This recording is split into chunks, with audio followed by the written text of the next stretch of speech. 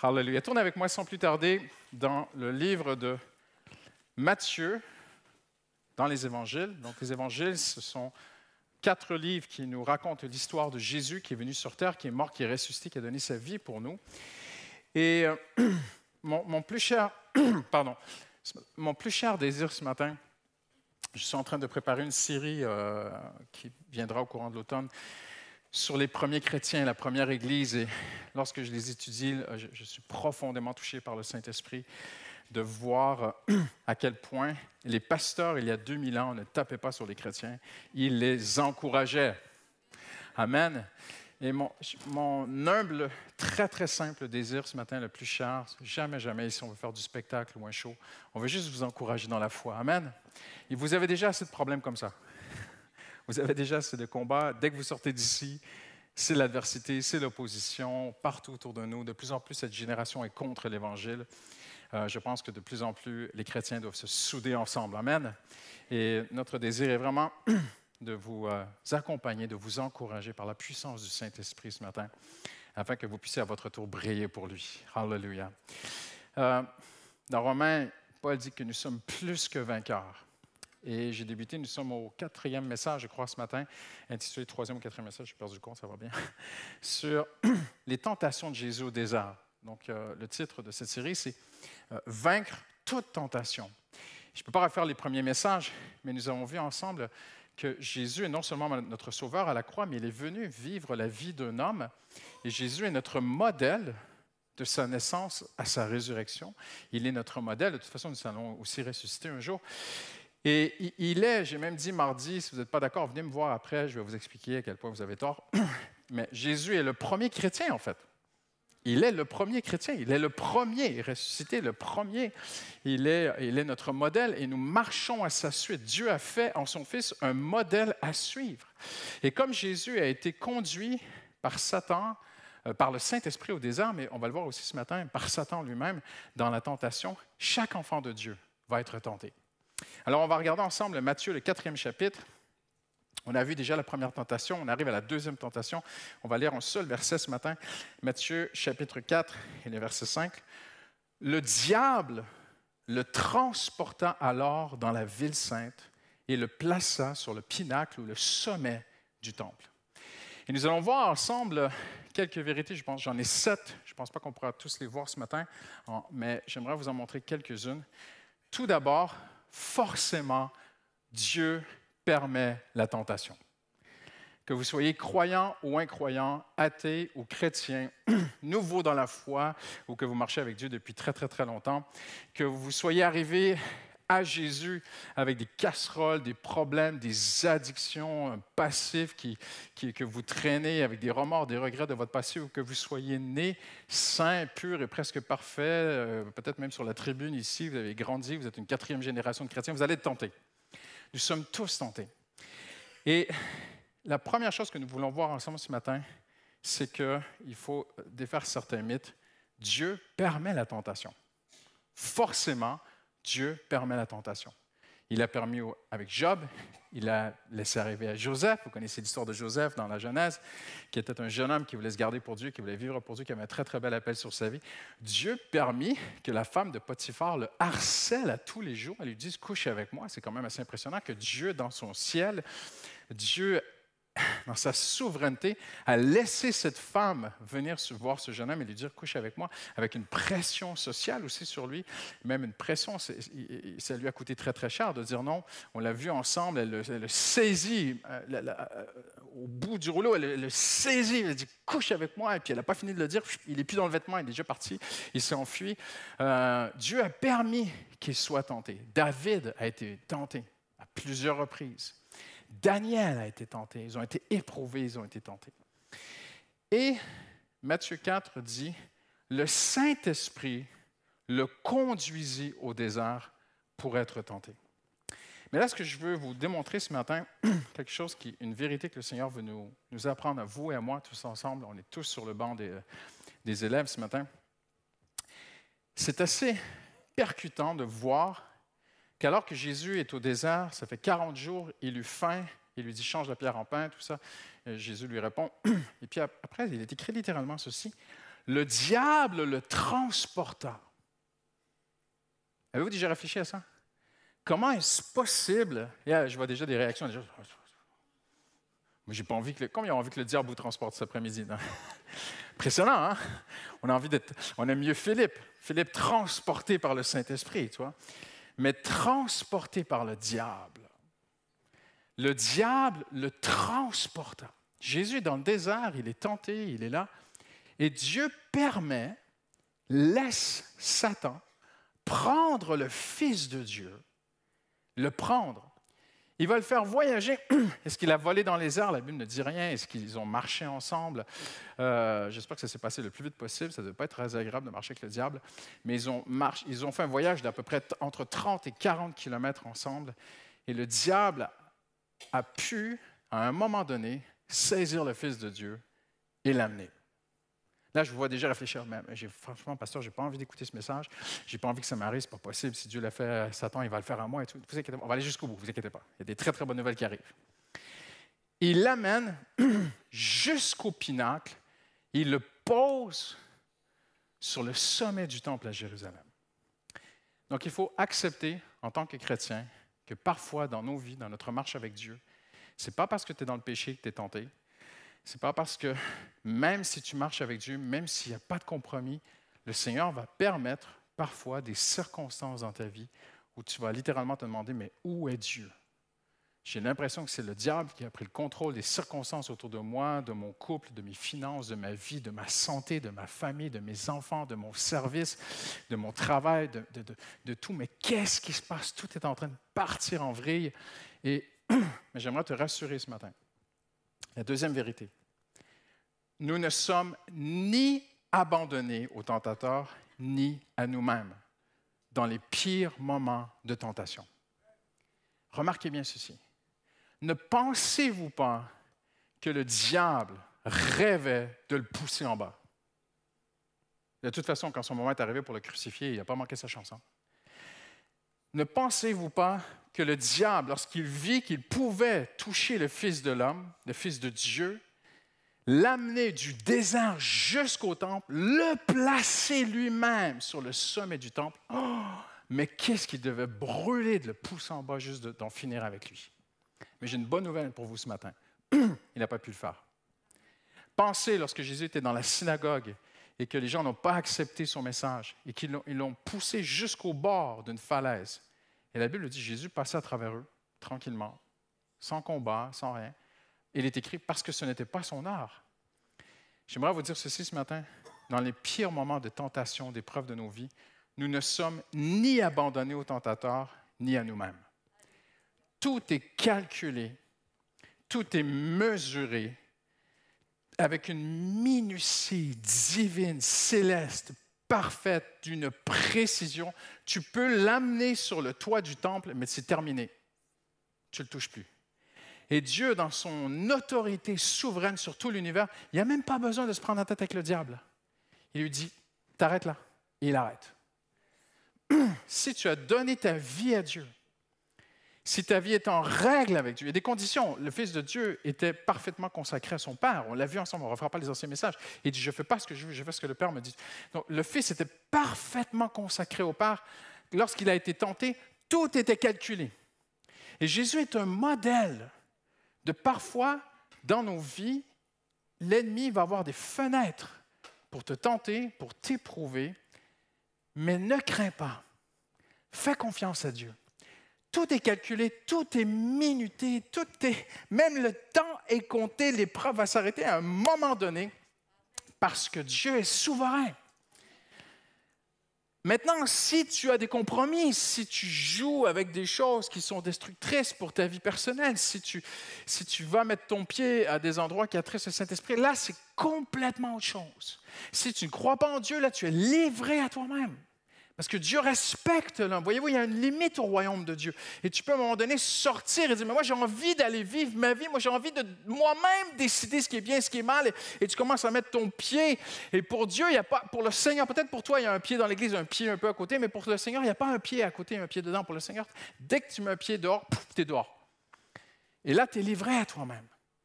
Et là, après, tu souffres, tu as les conséquences des gestes que tu as posés, des erreurs, des péchés que tu as commis. Mais si tu appartiens à Christ, même personne n'est parfait ici. Nous avons des chutes, nous avons des moments où nous faillissons tous. Mais si ton cœur est vraiment à Christ, l'épreuve, la tentation, elle est sous la souveraineté parfaite de Dieu. Regardez ce qui est écrit. Aucune tentation, on peut traduire même épreuve ou test, parce que dans la parole de Dieu, le mot être tenté, soit tenté à faire quelque chose de mal ou aller vers quelque chose qui attise nos désirs charnels, ou soit une épreuve qui vient nous presser de résister ou qui pourrait nous amener à nous décourager. Peu importe, c'est le même mot dans le grec, parce que de toute façon, que ce soit une tentation à faire le mal ou que ce soit une épreuve, un moment difficile de ta vie, c'est une sorte de tentation. On va le voir ensemble dans un instant. Et Paul dit, aucune tentation, aucune épreuve, aucun test ne vous est survenu qui ne soit humaine. Dieu est fidèle. Quand il dit humain, c'est pas au-dessus. En Jésus-Christ, le Seigneur va te donner une grâce. Il n'y a rien qui est au-dessus. Et là, je pense qu'il y a 2000 ans, il vivait un niveau d'épreuve que nous ne connaissons pas encore ici aujourd'hui. Ça viendra. Mais dans beaucoup de pays aujourd'hui, il y a un jeune couple de l'Église qui est allé en Inde et qui nous ont ramené tellement de témoignages. Ils nous ont dit, Justine et moi, on a tellement eu de témoignages en Inde. Ils ont fait un voyage de découverte organisé par les Assemblées de Dieu. Ils sont revenus, elle racontait, elle dit, un dimanche matin dans un culte, un jeune homme est rentré avec une machette. Voyez-vous, si un jeune homme rentre avec une machette ce matin, nous avons quelques moyens de contrer sa machette. Mais on peut aussi appeler les secours. En Inde, non. Et le jeune homme s'est assis derrière avec sa machette pendant tout le culte. Imaginez Pasteur Mathieu qui prêche et qui sait qu'il y a un gars derrière avec une machette, qui à n'importe quel moment peut se lever et faire un carnage dans l'Église. Et les gens sont restés dans le culte. Les gens ont loué, les gens ont adoré Jésus. En passant, on ne les connaît pas, mais ce sont nos frères et sœurs. Et à la fin, le jeune homme s'est levé et il est sorti. Et plus tard, il a raconté ceci. Il dit, je suis rentré dans l'Église pour tuer. Mais il dit, une force m'a lié les mains. Pendant tout le culte, j'ai entendu l'Évangile, je n'ai pu rien faire. C'est un niveau de tentation et d'épreuve qu'on ne connaît pas encore ici. Mais le pasteur là-bas, il va avoir une médaille que moi, je n'aurai jamais dans ma vie. Hein? Parce qu'il a réussi à prêcher à travers tout ça. Vous vous rendez compte? Tout était minuté, tout était calculé. Ça a duré un certain temps, il a pu rentrer, mais il n'a pas pu toucher. Voyez-vous? Et dans les épreuves que tu vis, si ta vie appartient à Dieu, fais confiance à Dieu. Tout est calculé. Le Seigneur est souverain. Aucune tentation ne vous est survenue qui ne soit humaine. Dieu est fidèle, il ne permettra pas. Dites avec moi, ne permettra pas. Ah, bien mal dit. Dites avec moi, ne permettra pas. Tournez-vous à la personne à côté de vous, donnez-lui un petit poke ce matin, là, tout, comme ça. Tu n'es pas bien réveillé, ma soeur. Le pasteur a dit, il faut répondre là. Encourage quelqu'un et dis-lui, regarde-le comme ça, pointe-lui le doigt comme ça sur le nez et dis-lui, le Seigneur ne permettra pas.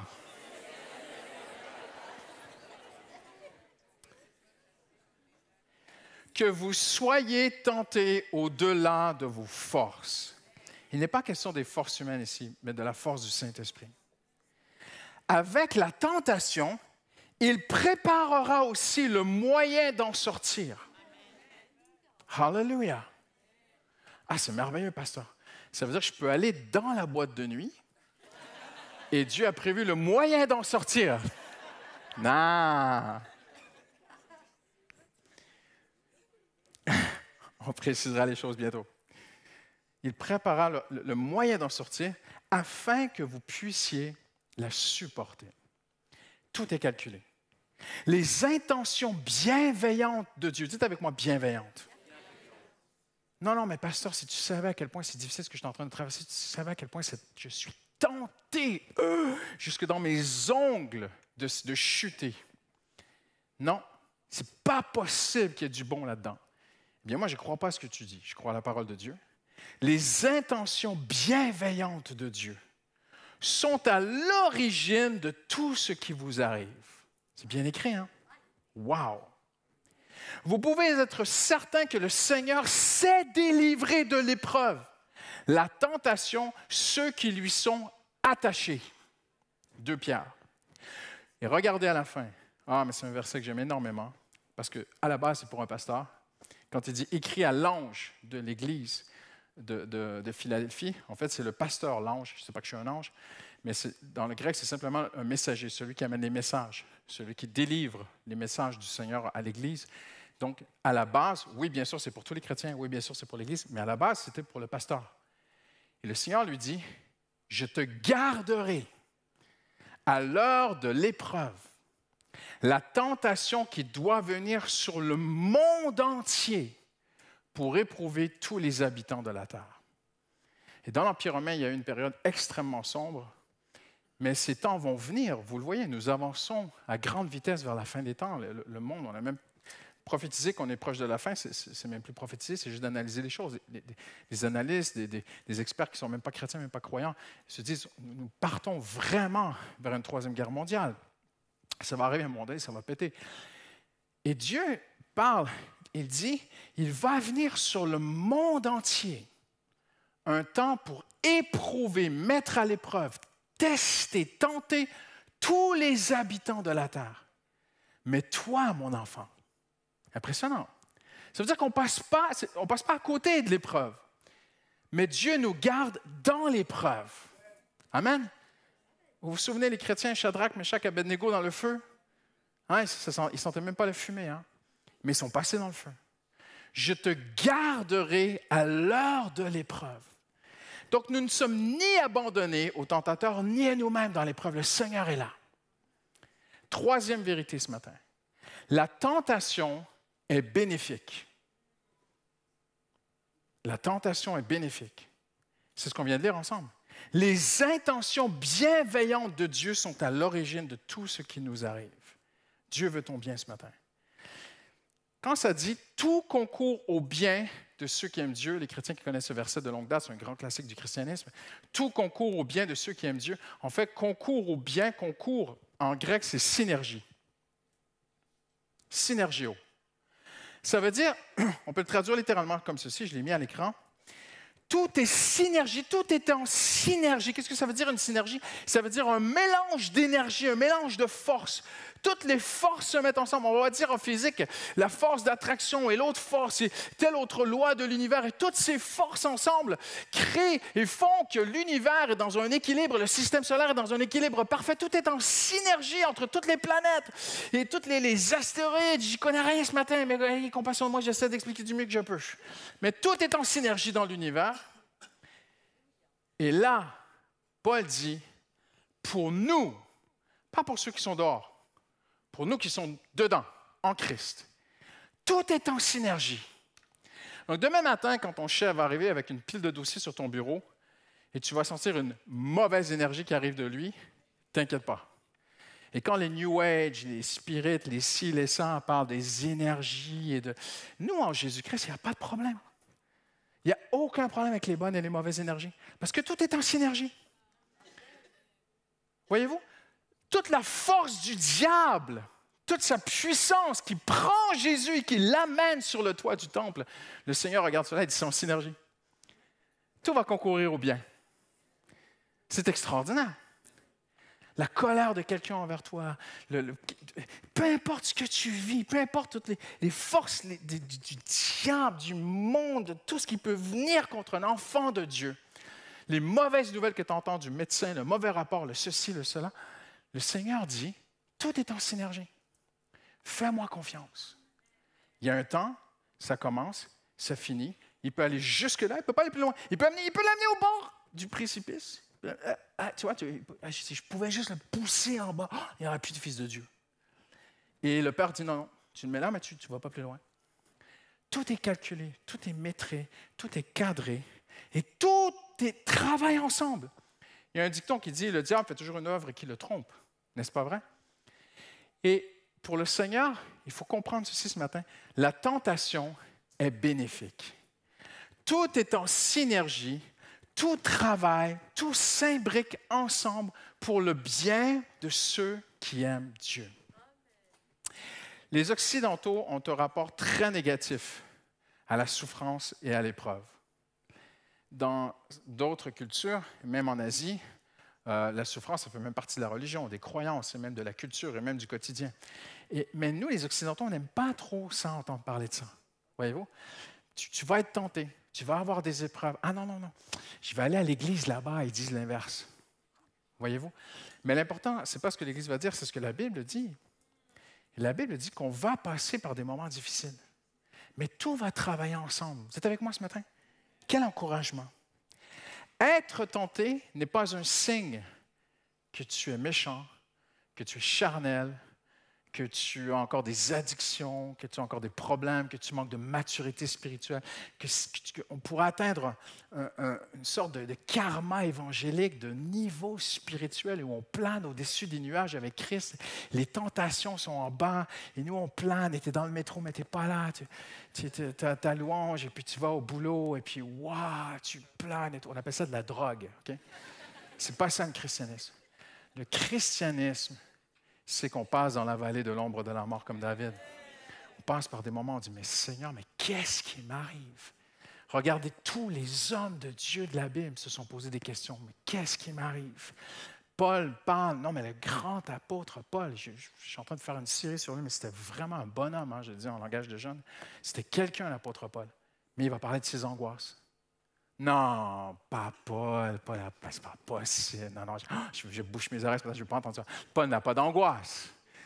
Paul, c'est le maître de la foi. Les gens, il guérit les malades, il prêche devant Néron, il a peur de rien. Eh bien non. Il parle de ses angoisses, des moments de peur, des moments de... Il écrit après, mais Dieu nous a délivrés des lions, tu vois. En passant, les lions, ce n'était pas les lions physiques, hein. Impossible, parce qu'un citoyen romain n'était pas jeté au lion. Il parle d'hommes qui sont comme des fauves qui veulent sa peau, tu vois. Donc, il a des moments difficiles. Mais c'est lui qui écrit que tout est en synergie. Hallelujah.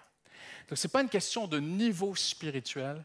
Il n'y aura pas un jour dans ta vie ou dans ma vie où je vais atteindre, parce que j'ai déjà prié ça, Seigneur, amène-moi au niveau là, de foi, là, où je suis sur le toit des montagnes du monde, de toutes les épreuves, Seigneur, et c'est bon, j'y suis arrivé. Et le Seigneur m'a donné un petit coup, je suis tombé dans la vallée, tu vois. C'est le chemin inverse, en fait. Le Seigneur veut qu'on soit terre à terre, amen, concret, proche de ce que les gens vivent. Alléluia. Oubliez un christianisme de gourou spirituel, d'une sorte de guide, parce que c'est très à la mode, hein? Pasteur Sylvain en a parlé au premier culte, mais nous sommes inondés. C'est un déluge. Avant, c'était un problème, maintenant, c'est un déluge. Il y a un déluge de guides autoproclamés qui se donnent des titres chrétiens et qui te disent qu'eux, ils ont atteint un niveau et ils vous disent, viens, suivez-moi, tu vois. Souvent, c'est un niveau financier, hein, mais aussi parfois comme si eux étaient au-dessus de tout. L'apôtre Paul n'était pas au-dessus de tout, hein? Pas du tout. Il était dans la vallée aussi, puis il y avait des moments très difficiles pour lui. Il y a des moments où c'est écrit dans la Bible qu'il a repris courage. Ça veut dire quoi, il a repris courage? Ça veut dire qu'il manquait de courage. Ça veut dire qu'il était peut-être un petit peu découragé, l'apôtre Paul. Ça veut dire que ce n'a pas toujours été facile pour lui. Donc, ça n'existe pas. Il n'y aura pas un niveau où tu vas arriver un jour, tu vas dire, wow, ça y est, pasteur, tu vas rentrer au culte dimanche prochain, tu vas aller voir pasteur Samy.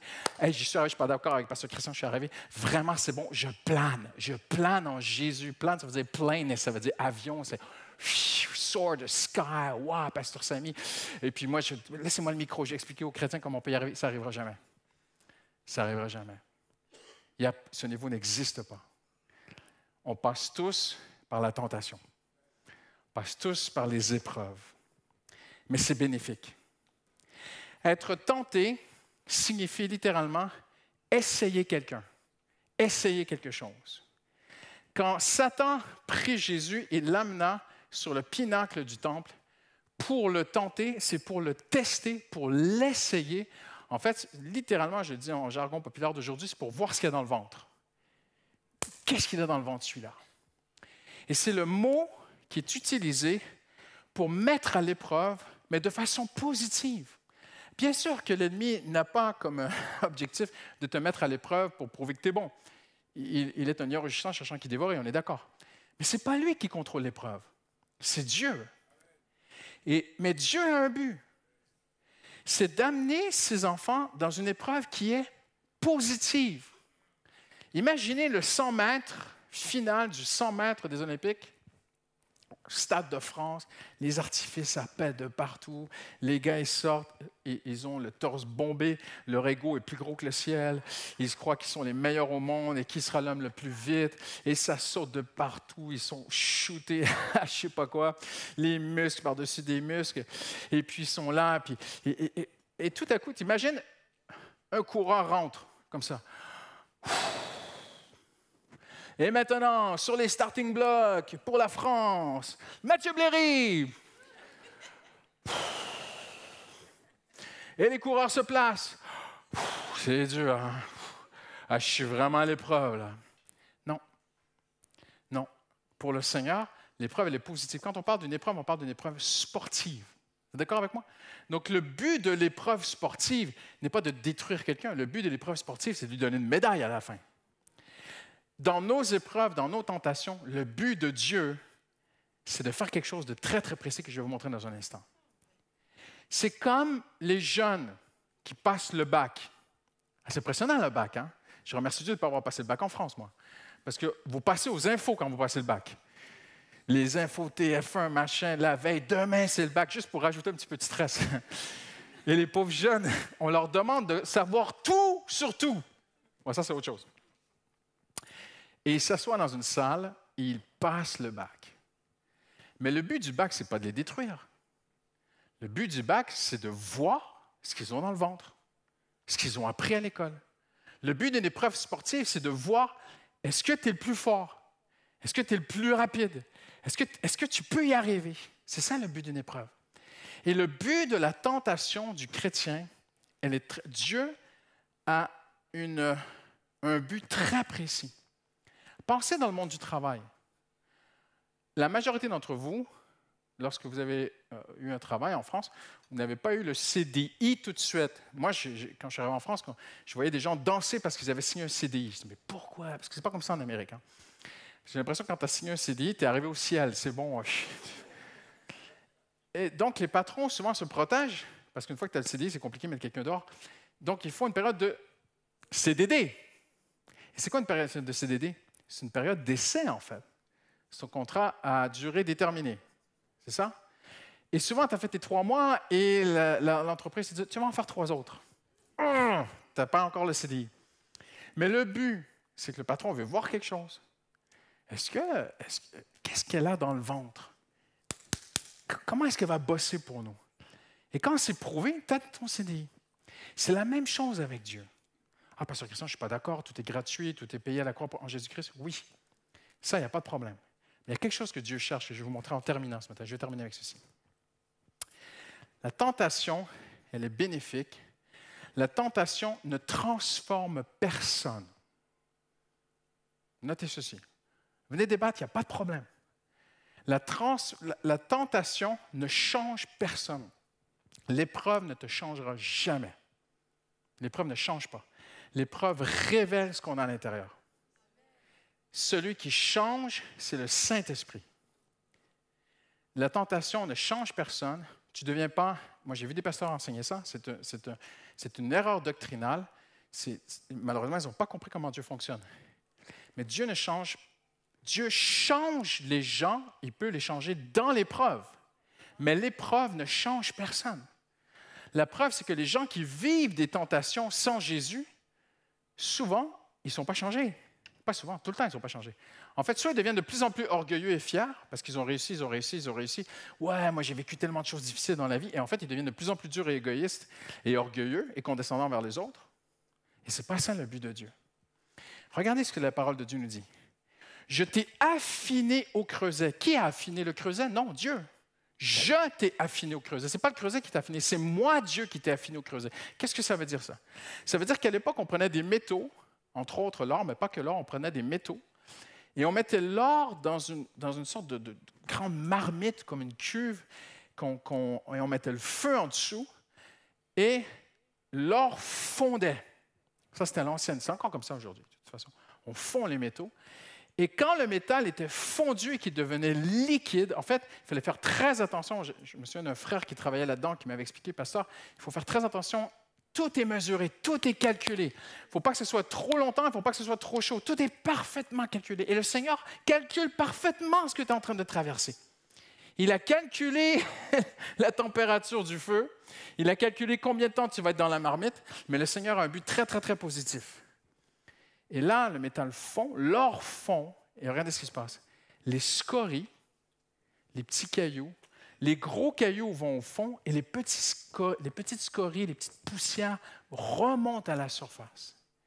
Et dans l'ancien temps, le fondeur plongeait son regard au-dessus de la marmite. Bien sûr, pas quand elle est sur le feu, ça va être compliqué pour lui, mais il la mettait de côté, il attendait que ça se calme un peu. Et avec un petit objet, il venait racler le dessus de la marmite, il enlevait les petites scories. Et quand le fondeur voyait son visage, comme dans un miroir, c'est bon, l'or est prêt. C'est exactement comme ça que le Seigneur fait. Le Seigneur nous met dans la tentation, il permet pour révéler ce qu'il y a en nous, et c'est lui, par la main de son esprit, qui commence à... Tu te dis, mais pasteur Christian, j'ai traversé des tentations, mais j'ai chuté. J'ai traversé des épreuves, j'aurais pensé être mieux. J'aurais pensé avoir plus de foi. Je suis déçu de ma propre foi. Et pasteur Christian, je suis sorti de cette épreuve. L'épreuve, elle est terminée. Et je ne comprends pas. Tu dis que c'est là pour révéler ce qu'on a dans le ventre. Mais quand je regarde, en fait, je suis très déçu de moi-même. Je ne me suis pas super bien comporté. Dieu est au contrôle. Dieu voulait faire monter à la surface certaines choses de ton comportement, certains doutes qui étaient là, qui dormaient en toi. Et par son Saint-Esprit, le Seigneur enlève ces choses-là. Il te purifie. Il te rend de plus en plus comme Jésus. Regardez ce que ça dit. Je t'ai mis à l'épreuve dans la fournaise de l'adversité. Impressionnant. Et quand le Seigneur voit son visage, son image en moi, c'est bon. Le but de Dieu, c'est de voir Christ en toi. C'est qu'à travers l'épreuve, Christ, comme le fondeur qui regardait l'or, qui dit, c'est bon, maintenant ce miroir, les scories sont enlevées, c'est comme un miroir, je me vois dedans. Et le Seigneur regarde sa fille ce matin et il dit, c'est bon. De plus en plus, elle ressemble à moi. Elle est comme moi de plus en plus. Voyez-vous, c'est un évangile très, très, très différent de ce qui est prêché à beaucoup d'endroits aujourd'hui. Malheureusement, à beaucoup d'endroits, on te prêche que Dieu va te donner tout ce que tu veux. Non. Dieu cherche une chose dans nos vies, voir Christ dans notre comportement. Que nos réactions soient les réactions de Jésus. Que mon comportement, et que ça devienne naturel, que ce ne soit pas forcé. Que l'on puisse dire, comme l'apôtre Paul a dit, si je vis, ce n'est plus moi qui vis, c'est Christ qui vit en moi. Et là, le Seigneur enlève. Vous êtes avec moi ce matin? Amen. La tentation ne transforme pas, mais elle révèle. Et Christ nous change. Et en terminant ce matin, j'invite les musiciens à s'approcher. La tentation donne une certification céleste. Un tampon céleste. C'est un crash test. C'est un label, comme on dit en France, il y a beaucoup de labels en France. C'est un label divin. On va être très, très francs ensemble. Quelqu'un qui n'a jamais passé par rien, c'est très dur pour lui de dire « Dieu est fidèle ». Tu es avec moi? On est d'accord, hein? Accroche-toi, le Seigneur est fidèle. Ah oui, il a été pour toi. Ah oui, il a été pour moi. Je suis passé par ça est arrivé ça. Pasteur, tu es en train de me dire que plus je vais vivre des épreuves, plus je vais être tamponné par Dieu. Oui. Tu vas avoir des médailles, mon frère. C'est extraordinaire. Mais je n'ai pas envie de cette vie. On en reparlera un petit peu plus, on n'a pas le temps ce matin. Mais la vie chrétienne n'est pas un monde de bisounours. On n'est pas dans un... Tu n'es pas devenu chrétien pour ne plus avoir de problèmes. OK? J'espère qu'on est tous bien d'accord là-dessus. Hein? Je vais changer de religion. Ben, bye bye, mon frère. Parce qu'on n'est pas devenu chrétien pour trouver une vie sans problème. On est devenu chrétien Nous sommes nés de nouveau, Christ vit en nous, il est notre sauveur, on va aller au ciel avec lui, c'est extraordinaire. Mais nous avons une mission sur cette terre. Et notre mission, c'est de témoigner que Jésus est fidèle. Ma mission, ce n'est pas de témoigner que je suis un bon gars. Ce n'est pas de témoigner que Jésus m'a donné une grande villa ou une belle bagnole ou ceci ou cela, ou qu'il m'a donné tout ce que je voulais. Ce n'est pas ça la mission du chrétien. Viens, suis Jésus avec nous. C'est extraordinaire la vie qui t'attend. Non, non, non, non, non. Ce n'est pas ça la mission du chrétien. Ça, c'est un faux évangile. L'évangile, c'est j'ai passé par le feu, mon Dieu est fidèle, il le sera pour toi. C'est ça un chrétien. On a une mission sur terre. Donc si tu écoutes ce matin et tu dis, franchement, moi, je vais changer d'église, tu ne t'en sortiras pas.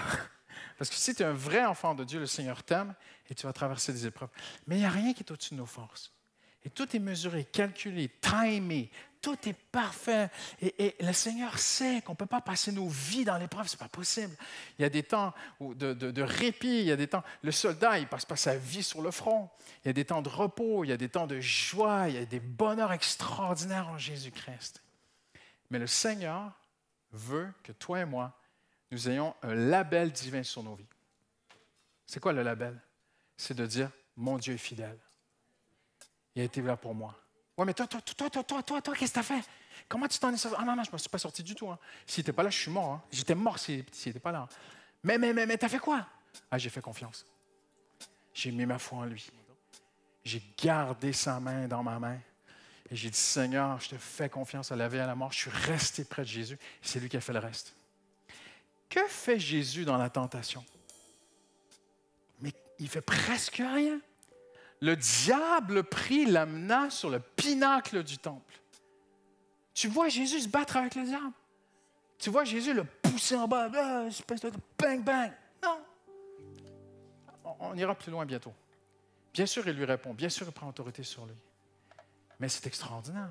Jésus est complètement à la merci de la fidélité de son Père céleste. Il se laisse emporter dans la tentation. Il se laisse prendre par l'ennemi. Il se laisse passer à l'épreuve. Il dit, Seigneur, entre tes mains, je remets mon esprit.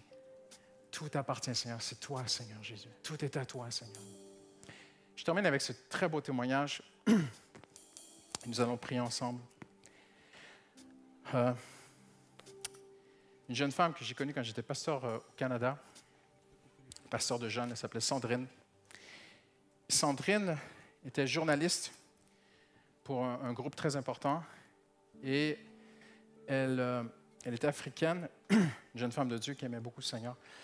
Et elle a vécu une très, très difficile épreuve. Son père était le maire, je ne dirais pas le pays, parce qu'il y a eu des conflits de guerre dans son pays, tout ça. Il y a eu des grandes tensions. Son père était le maire de la capitale, en fait, la capitale économique de ce pays d'Afrique. Et il y a eu un renversement de pouvoir. Et le nouveau parti politique qui est venu au pouvoir, la première chose qu'ils ont fait, c'est qu'ils ont mis tous les gens qui étaient contre eux, ils les ont mis en prison. Ils ont attaqué son père de corruption alors qu'il n'y en avait pas. Et il était d'une autre famille politique, un homme d'intégrité. J'ai vraiment confiance dans son témoignage parce que Dieu était tellement bon. Et elle a vu son papa partir en prison. Un homme âgé, fatigué, diminué par la vie.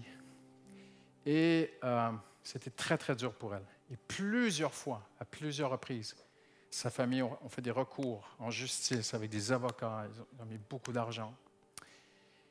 Et c'était toujours refusé. Elle est partie, nous sommes partis en France à l'époque, et elle est partie quelques années plus tard aux États-Unis dans une école biblique se former, que nous apprécions beaucoup, qui s'appelle le Summit International School of Ministry en Pennsylvanie. Et c'était tellement difficile pour elle que pasteur Theresa Connon, qui a déjà prêché ici, qui est la présidente de cette école biblique, me racontait. Elle m'a dit un jour, on a fait une sortie d'évangélisation ou de mission et on devait rentrer le soir et tout le monde était dans le bus. Tous les étudiants étaient rentrés dans les bus et Sandrine n'était pas là. Donc je marche dans le grand parking d'un centre commercial et je la cherche et je la vois sur son téléphone portable et je la vois pliée en quatre entre les voitures. Pliée en quatre, par terre, en larmes. Encore un procès refusé. Encore son père reste en prison. Elle a décidé, à travers tout ce qu'elle vivait, de ne jamais faire aucun reproche à Dieu. Impressionnant. Il y a eu des moments de doute, il y a des moments où es-tu, Seigneur, et pourquoi, Seigneur? Tout ça, c'est tout à fait respectable. Mais elle n'a pas lâché la main du Seigneur. Et son rêve, c'était que son père vienne à ce qu'on appelle la graduation, je ne sais pas comment on dit en France, mais à la fin, la remise des diplômes.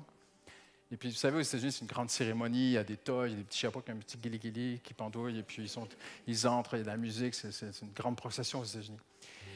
Et elle arrive le jour avec sa toge et tout, où les étudiants se préparent, et elle a toujours son père à l'esprit, tu vois. Et le téléphone sonne. Directement de l'Afrique. Papa est libéré.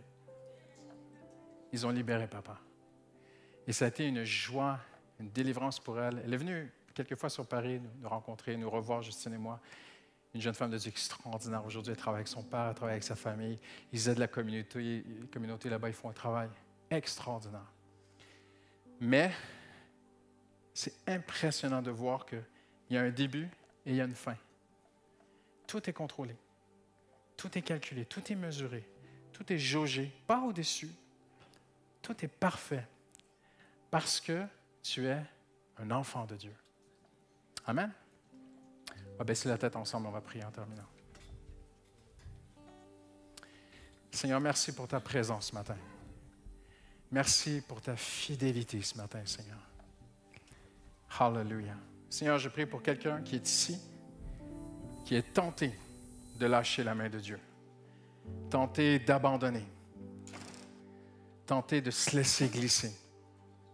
Quelqu'un qui est ici ce matin, ce n'est pas pour tout le monde ce message, mais quelqu'un qui est ici ce matin qui dit, Pasteur Christian, j'ai l'impression d'être comme Jésus, pris par le diable, amené. Je me dis, mais où est la main de Dieu? J'ai donné ma vie à Dieu, j'ai l'impression que c'est le diable qui gère tout. Ce matin, le Seigneur te parle. Le Seigneur te dit, non, non, non, non, non. Tout est calculé, tout est mesuré, tout est parfait. Tu es mon fils, tu es ma fille, tu es dans ma main. Fais-moi confiance. Et je vais terminer avec ceci, parce que le temps passe très, très vite, mais je vais conclure avec ceci. Paul dit à Timothée, fortifie-toi dans la grâce qui est en Jésus-Christ. Alors, si c'est pour toi ce matin, c'est peut-être pour une seule personne ce message, mais si c'est toi, et ce matin, tu peux répondre et dire, Seigneur, j'ai besoin de ta grâce. Je suis dans cette... Ce qui a été dit ce matin, en fait, c'est pour moi. Et la seule chose que tu peux répondre à Dieu ce matin, c'est, Seigneur, fortifie-moi. Seigneur, je m'abandonne à toi ce matin.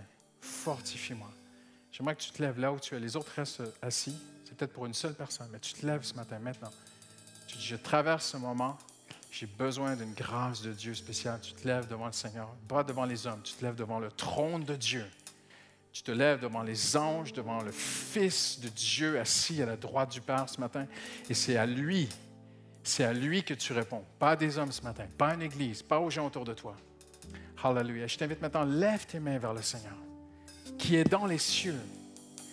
Que Dieu ouvre les yeux de ton cœur maintenant, que tu vois le Fils de Dieu assis à la droite de Dieu, hallelujah, à la droite du Père, qui est avec toi. Il était avec Étienne, il est avec toi et le Seigneur t'encourage ce matin, ma soeur. Le Seigneur t'encourage ce matin, mon frère, hallelujah. Le Seigneur te dit, je vais te donner une grâce, hallelujah. Fortifie-toi, Timothée, mon fils, dans la grâce qui est en Jésus-Christ, hallelujah. Et ce matin, fais juste une prière avec moi. Commence à lui dire, Seigneur, donne-moi une grâce, Seigneur. Donne-moi une grâce, Seigneur. Tu vois la tentation, tu vois l'épreuve, tu vois le moment que je suis en train de vivre ce matin, Seigneur. Donne-moi une grâce, Seigneur. Je n'y arriverai pas sans toi, Seigneur. J'ai l'impression que l'ennemi a pris le contrôle, comme cet instant avec Jésus. Mais Seigneur, je reconnais ce matin que c'est toi qui me parles. Hallelujah. Je reconnais que c'est toi qui m'encourages, Seigneur Jésus.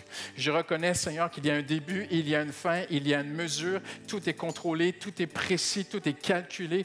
Tout est dans la main souveraine de Dieu. Et tout est en train de travailler à une synergie pour le bien de tes enfants, Seigneur, et pour la gloire de Dieu. Seigneur, je reconnais, je reçois ta parole ce matin. Hallelujah. Dis-le, Seigneur Jésus, maintenant. Juste avant de conclure, dis-le, Seigneur, je reçois ta parole. Jacques dit, recevez la parole de Dieu comme des enfants, simplement. Seigneur, je veux juste recevoir ta parole ce matin. Je la crois, je reçois ta parole, Seigneur. Seigneur, hallelujah. Et même si tu souffres, vais te demander de faire quelque chose d'impossible. De dire merci, Seigneur, pour cette tentation. Dis-lui. Merci, Seigneur, pour cette épreuve, Seigneur. Merci, Seigneur, pour cette saison difficile dans ma vie, Seigneur. Seigneur, je ne sais pas quand et comment, mais je sais que quelque chose de très beau va en sortir pour la gloire de Dieu. Il y a un label divin qui arrive sur ma vie. Hallelujah. Seigneur, je sais que viendra le jour où je témoignerai de la fidélité de Dieu. Hallelujah. Je raconterai tes bienfaits, Seigneur. Pas mes bienfaits, pas ma force, pas que moi j'ai réussi par mes propres efforts, Seigneur. Je parlerai, je prêcherai, j'annoncerai, Seigneur, autour de moi que Dieu était fidèle pour moi. Hallelujah.